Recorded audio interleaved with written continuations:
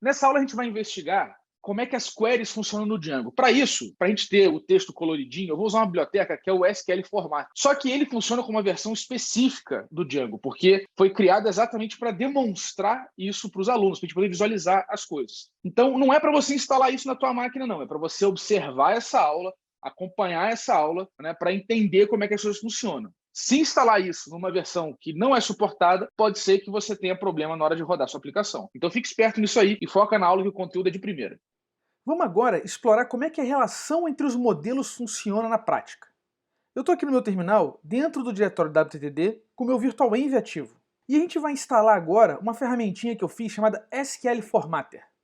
Ela é muito simples e basicamente o que ela permite é a gente ativar o mecanismo de log do Django para exibir as queries que estão sendo feitas. Então, para instalar esse cara, vamos no terminal. Simplesmente eu faço pip install SQL Formatter. Agora o que eu vou fazer, eu vou limpar o meu banco de dados, eu vou apagar todos os registros do meu banco de dados. Se você quiser guardar o seu, faz um backup do arquivo. Ou então, não executa os comandos que eu vou executar. É porque para demonstrar todo o processo que eu vou fazer no terminal, eu quero zerar o meu banco. Então eu vou fazer manage flush. Ele pergunta se eu tenho certeza que eu quero destruir todos os registros do banco. Sim, quero. Maravilha, agora eu estou com o banco vazio. Então agora eu vou ativar o Shell Plus. Manage Shell Plus. Legal, eu estou aqui então com Talk, Speaker e Contact. Nossos três modelos até então. Se eu fizer uma query com todos os speakers, eu pego speaker.objects.all. E ele não retorna nada, porque o banco está vazio.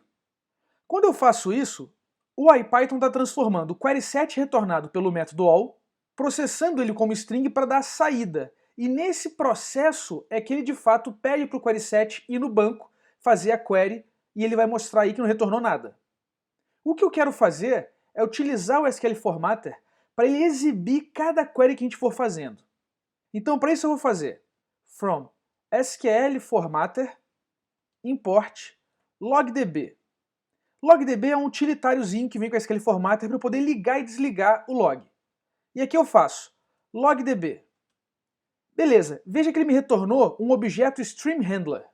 Se eu executar novamente a query, speaker objects all, olha que interessante. Ele continua aqui embaixo me retornando vazio. Não tem nada no banco. Mas aqui eu fico sabendo exatamente qual foi a query que ele executou. Ele fez um select no core speaker pegando o ID, name, slug, foto, website e descrição. Se eu chamar o logdb novamente, ele desliga isso, me retornando none. Olha só. Print logdb. Ele retornou none. Se eu rodar a query novamente, não aparece mais o log. Então agora eu vou deixar ligado para a gente poder fazer o resto do exercício. Eu vou criar então aqui um speaker, eu vou instanciar um speaker. S1 é igual a speaker, e vou botar aqui name igual Arnaldinho. Pronto. Meu grande amigo Arnaldo. Legal. Agora isso daqui, S1, mostra para mim o Arnaldinho. Se eu fizer aqui um print s1.pk, a gente vê que ele ainda não tem uma primary key, ou seja, ainda não foi gravado no banco. Agora eu vou fazer s1.save. Olha que interessante, ele salvou o cara no banco e colocou só o name, o resto é tudo string vazia. Se você lembra bem, lá no nosso speaker, apenas o website description era blank igual a true. Slug foto é blank igual a false. Lembrando que todos os campos são not null. Isso significa que no banco, para o banco, eu respeitei as restrições, ou seja, eu preenchi valores em todas as colunas, mas para minha lógica no modelo do Django, eu cometi alguns equívocos. Então, olha o que acontece se eu chamar o código de validação desse modelo. Faço aqui s1.fullClean e vou executar o processo de validação de cada campo. Ele me dá um validation error com um dicionário com dois erros. Eu tenho aqui foto, field cannot be blank, e slug, dizendo que field também não pode ser vazio. Então veja que o full clean é uma validação de lógica, de regra de negócio. Não tem nenhuma coisa a ver com restrição de banco de dados, com constraints de banco de dados. Então, se eu não chamar ativamente a validação, mas tiver representação das colunas com valores válidos para as constraints do banco, eu vou gravar um dado que não respeita a consistência da lógica de negócio, apesar de respeitar a consistência do banco de dados. Para resolver isso, vamos colocar aqui então os valores do Arnaldinho. Boto aqui s1.slug é igual a Arnaldinho e boto s1.foto é igual a http://hbn.link /arnaldinho-pic. Beleza. E agora eu vou chamar o fullClean novamente. s1.fullClean. Beleza, não deu nenhum problema, então ele está válido. Posso fazer o save agora. s1.save. Legal, ele salvou o Arnaldinho, veja que ele fez um update. Como eu já tinha a primary key definida na instância, o método save gerou uma query de update, atualizando o slug, a foto e o name do Arnaldinho. Agora temos aqui uma instância de modelo válido. Beleza. A partir do nosso speaker, vamos agora explorar a relação que ele tem com contact. Se eu fizer aqui contact.objects.all, você vê que está vazio, ele não retorna nada. E essa é a query que ele faz. Ele faz uma query na tabela coreContact, buscando o ID, speaker ID, kind e value. Existem algumas formas de eu relacionar um contato com o speaker. Vamos explorar 3 delas. Eu vou instanciar aqui um contato. C1 é igual contact, kind é igual contact.phone, value igual 190, que é o telefone do Arnaldinho, e eu quero fazer só isso. Agora, se eu olhar aqui C1, veja que eu tenho aqui contact 190. Eu ainda não relacionei essa instância com nenhum modelo, com nenhum speaker. Vamos tentar salvar esse cara. c1.save. Olha o que aconteceu. Integrity error. Porque o meu speaker ID é not null. Por padrão, foreign keys são null igual a false. Então, eu não consigo adicionar um contato sem definir quem é o palestrante.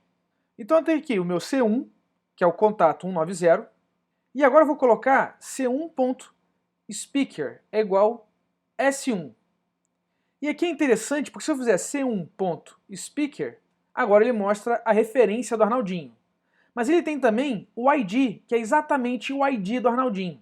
Agora então se eu faço C1.save, olha que bacana, ele faz o insert na tabela coreContact, colocando o speaker ID como set, que é o ID do Arnaldinho, o tipo é P e o valor é 190. Então essa foi a primeira forma que a gente fez de associação. Eu instanciei um contact, então eu peguei o atributo speaker do contact e atribuí uma instância do speaker.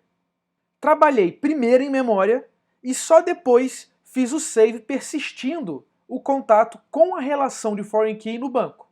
A segunda forma é através do Related Manager.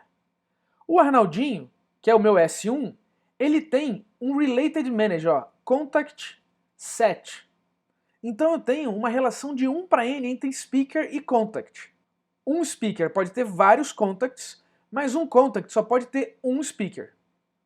Esse contact set, que é um Reverse Many-to-One Manager, ele é um Model Manager que conhece a relação de foreign key do contato para o speaker. E ele faz o reverso, é para eu conseguir navegar ao contrário. Então dessa maneira, como eu tenho no Manager o método create, o meu Reverse Many-to-One Manager também tem o método create. Então eu posso fazer C2 é igual a s1.contactSet.create e boto aqui kind é igual contact.email e value igual arnaldinho@gmail.com. Olha que interessante. O create me gera uma query de insert instantânea. Então ele primeiro grava no banco e depois ele me retorna a instância que ele acabou de criar. Então veja que eu tenho aqui o speaker ID é set, que é o Arnaldinho, porque já é o que está aqui no S1, tá vendo? Ele já conhece, o contact set já conhece o S1. Então eu não preciso passar aqui quem é explicitamente o meu speaker. Ele implicitamente sabe que como eu estou através do create do contact set, ele já tem o speaker como S1.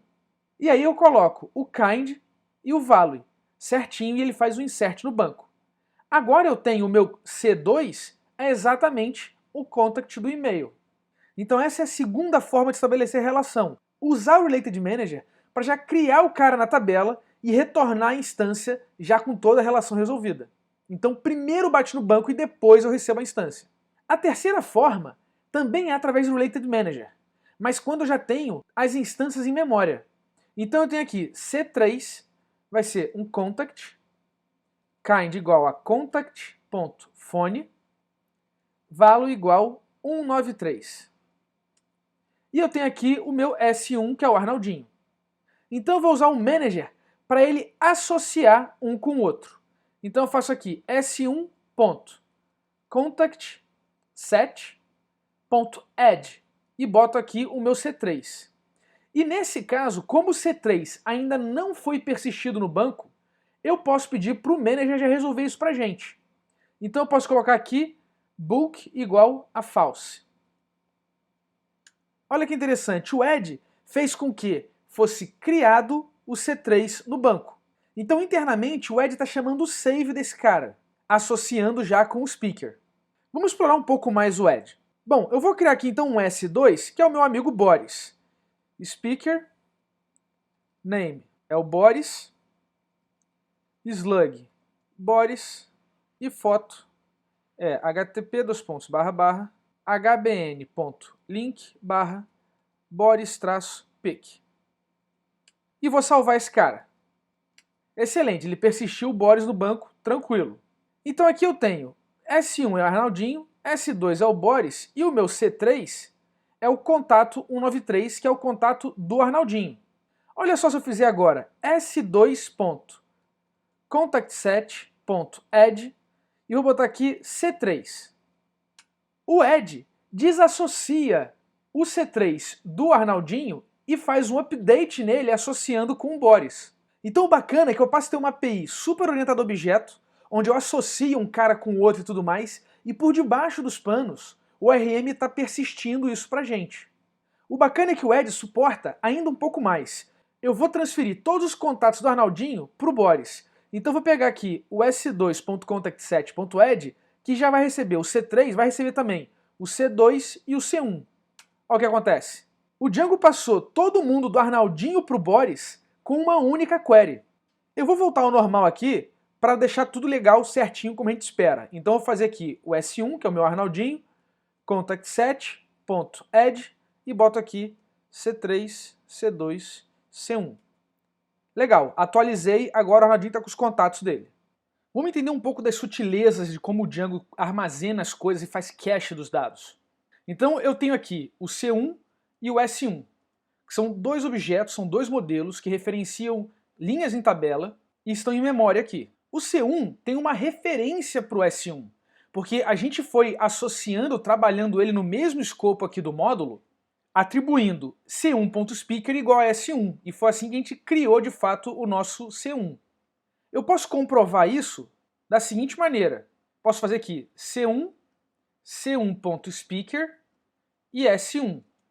E posso fazer esse cara com ID, ó, ID C1, ID C1.speaker e ID S1.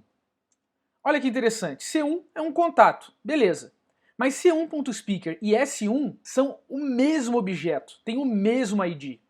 No entanto, olha só o que acontece quando eu chamo o Related Manager. Vou fazer C é igual S1.contactSet.all e vou pegar aqui o 0.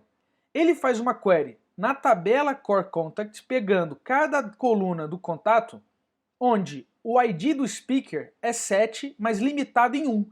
Por isso que ele me retorna só um cara e por conta disso ele me dá a instância do contact diretamente. Então olha que interessante, eu tenho aqui C e C1. São duas instâncias distintas que referenciam o mesmo dado na tabela. Olha só o ID dos caras. ID C, ID C1. São completamente diferentes. No entanto, ó, C.pk, C1.pk. É a mesma coisa. Então veja que aqui nessa linha eu selecionei um contato e armazenei aqui no C. Só que olha só o macete aqui, ó. O contato que eu peguei foi o S1, ó, s1.contactSet.all. Então quando o Django internamente criou a instância do contato, ele já associou o S1 ao speaker do contato. Então olha só que interessante, id c.speaker e id c1.speaker. São o mesmo cara. Ele economiza. Se não fosse assim, isso ia gerar uma nova query. Se eu não utilizar o Related Manager e fizer d é igual contact.objects.all e pego o primeiro cara, ele vai e faz um select na tabela do contact e pega o primeiro. Olha só quem é o D. É o mesmo cara, ó, 190, d.pk, c.pk, c1.pk. O mesmo ID, referencia a mesma linha na tabela. O c.speaker e c1.speaker, a gente já viu que é uma instância de speaker que já está em memória. Agora, quando eu faço d.speaker, olha o que aconteceu. Ele fez uma query para pegar quem é o speaker, porque ele sabe a referência, ele tem só o ID. E aí, como eu acessei o speaker, o objeto, ele foi no banco automaticamente, fez o select dos restos dos dados, instanciou um speaker e retornou para a gente. Então agora eu tenho aqui o speaker disponível para poder acessar qualquer atributo. Mas essa instância do speaker já é diferente da instância que a gente tem no C1. id d.speaker, id c.speaker e id c1.speaker. O c.speaker e c1.speaker são o mesmo objeto, mas o d.speaker é um outro objeto, e todos eles referenciam o mesmo ID, a mesma linha na tabela. Pode parecer mágica para você, mas não é. O Django fornece para a gente, através do ORM, uma API de alto nível e ele administra, quando é necessário, fazer as queries para que o seu código não precise ficar tendo checagem para verificar se o cara já existe, já foi carregado no banco, não foi carregado no banco. Então essa estratégia de permitir que você acesse as coisas e ele vai carregando sob demanda é o que a gente chama de lazy evaluation, de avaliação preguiçosa. É claro que se você fizer isso muitas vezes no seu código, as coisas podem ficar mais lentas. Então o Django te dá recursos para você simplificar o processo. O Django permite que a gente controle como ele vai no banco fazer as coisas. Então quando eu já sei que eu vou precisar de um dado do objeto, eu posso controlar isso no detalhe. Então vamos fazer um exemplo aqui. Eu tenho QS é igual contact.objects.all. Ainda não fui no banco. Agora eu faço QS é igual a qs.selectRelated. Ainda não fui no banco, eu só avisei o seguinte: quando eu fizer essa query dos contatos, eu quero que traga também os objetos relacionados. Agora sim eu vou fazer é igual QS0, eu quero pegar o primeiro elemento. Mesma coisa que a gente fez outra vez. Olha a query que ele faz. Ele faz o select de todos os dados do contato, todos os dados do speaker, e ele já cuida do join pra gente entre o contato e o speaker. Dessa maneira, quando eu acessar o é exatamente o nosso contato e.pk13. Agora quando eu fizer e.speaker, já tem uma instância disponível ali, ele não me faz uma segunda query. Então dessa maneira é muito mais eficiente, porque eu consigo pegar todos os dados com uma única query. Mas sou eu que controlo quando isso vai acontecer. O SelectRelated, então, consegue perseguir a foreign key fazendo os joins. Mas e no caso reverso? E quando a partir do speaker eu quero os contatos? Então aqui eu vou pegar o speaker S, que vai ser o nosso Arnaldinho, eu vou botar aqui, ó, speaker.objects.prefetchRelated e boto aqui o contact set, porque essa é a nossa relação, é o nosso manager, contact set. E boto aqui que eu quero o primeiro cara. Olha que interessante. Ele faz duas queries automaticamente. A primeira query limitando com 1, tá vendo? Onde ele pega o speaker, que vai ser o nosso Arnaldinho, e a segunda query onde ele pega todos os contatos limitando pelo nosso cara, que é o nosso speaker. Então veja que aqui ele pegou 4 elementos. Olha que interessante. Então eu tenho aqui o nosso S, que é o Arnaldinho, e agora quando eu faço s.contactset.all, ele não vai no banco, já está cacheado no nosso manager.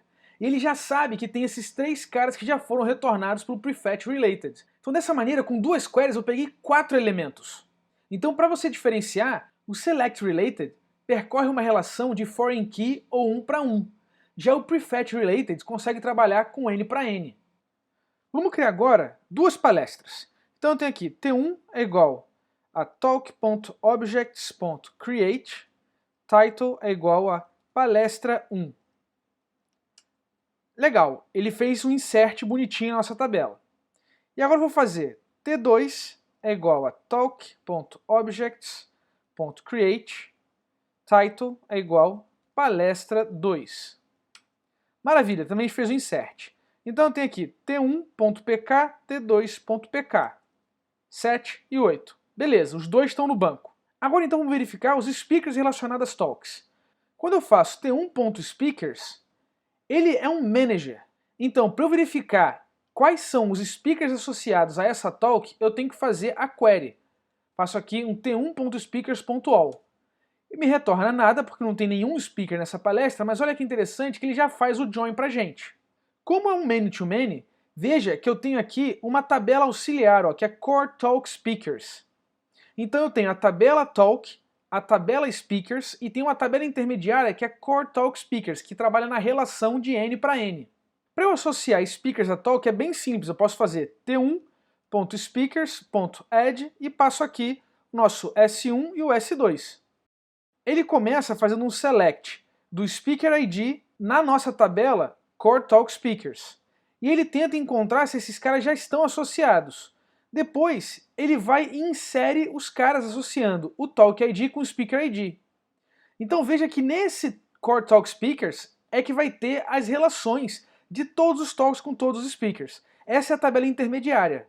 Além do add, eu tenho outros métodos. E um método importante é o método remove. Então eu tenho t1.speakers.remove. E eu passo aqui o S1.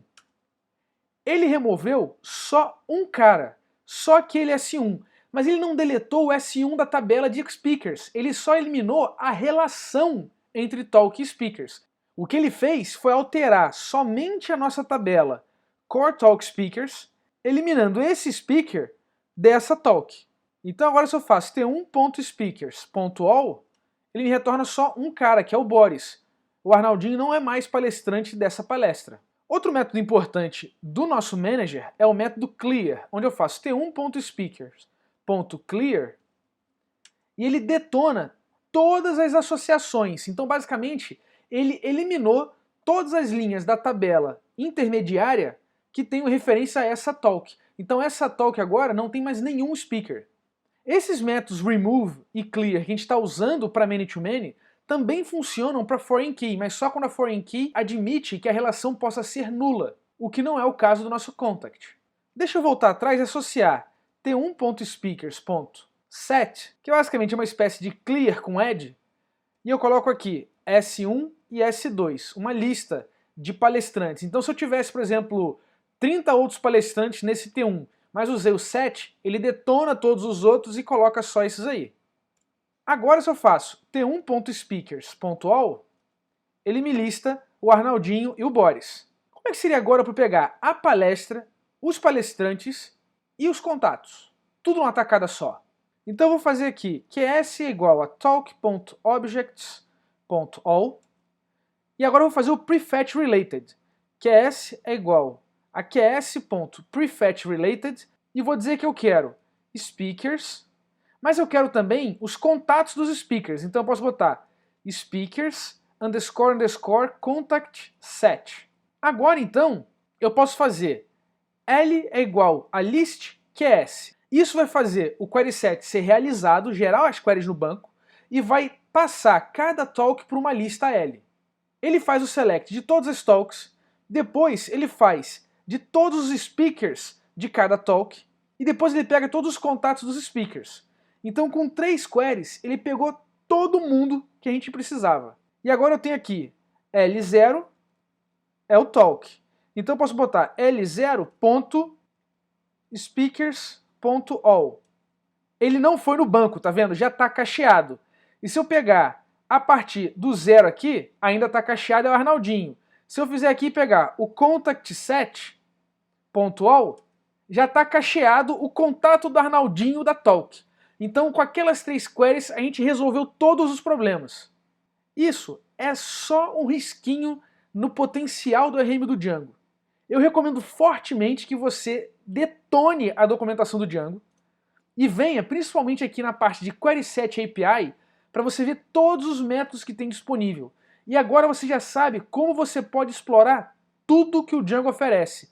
Tem muita coisa legal, olha só, você olha aqui do lado, tem muito detalhe, vale a pena entender exatamente como funciona.